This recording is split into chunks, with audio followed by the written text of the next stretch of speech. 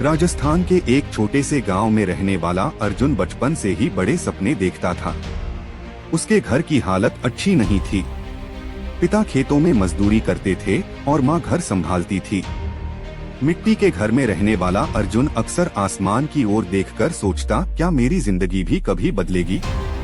गांव के स्कूल में पढ़ते हुए अर्जुन हमेशा अव्वल आता था, लेकिन गरीबी उसकी सबसे बड़ी दुश्मन थी।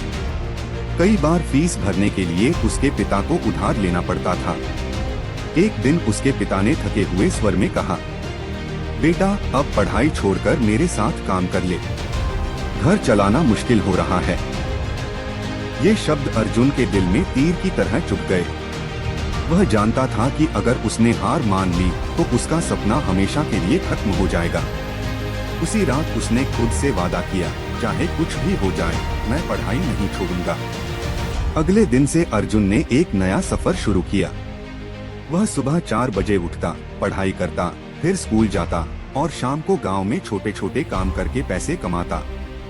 कभी वह लोगों के खेतों में काम करता तो कभी दुकानों में सामान उठाने में मदद करता।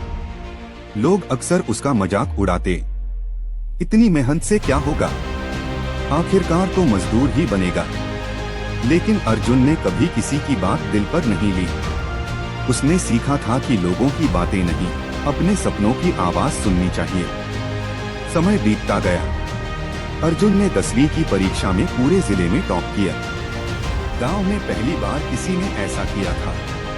अखबारों में उसका नाम छपा, लेकिन उसके लिए ये सिर्फ शुरुआत थी। अब सबसे बड़ी चुनौती थी आगे की पढ़ाई। शहर में कॉलेज की फीस, रहने का खर्च, सब कुछ उसके लिए असंभव लग रहा था। लेकिन तभी उसके स्कूल के एक शिक्षक शर्मा जी उसकी जिंदगी में फरिश्ता बनकर आए। उन्होंने अर्जुन से कहा, तुम्हारे अंदर कुछ खास है।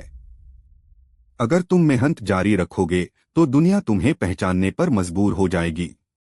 शर्मा जी ने उसकी मदद की, उसे छात्रवृत्ति दिलवाई और शहर के एक अच्छे कॉलेज में दाखिला दिलवाया। अर्जुन पहली बार गांव से बाहर निकला। शहर की चमक-दमक देखकर वह थोड़ा डर गया, लेकिन उसने खुद को याद दिलाया, मैं यहाँ हारने नहीं, जीतने आया हूँ। कॉलेज की जिंदगी आसान नहीं थी। उसकी तारीफ करने लगे। गांव में लोग उसे प्रेरणा मानने लगे। एक दिन अर्जुन अपने गांव वापस लौटा। उसके हाथ में कार की चाबी थी और आंखों में वही पुराने सपने, लेकिन अब वो पूरे हो चुके थे। उसने अपने पिता को गले लगाते हुए कहा, पिताजी अब आपको काम करने की जरूरत नहीं है, आपका बेटा सफल हो गया है।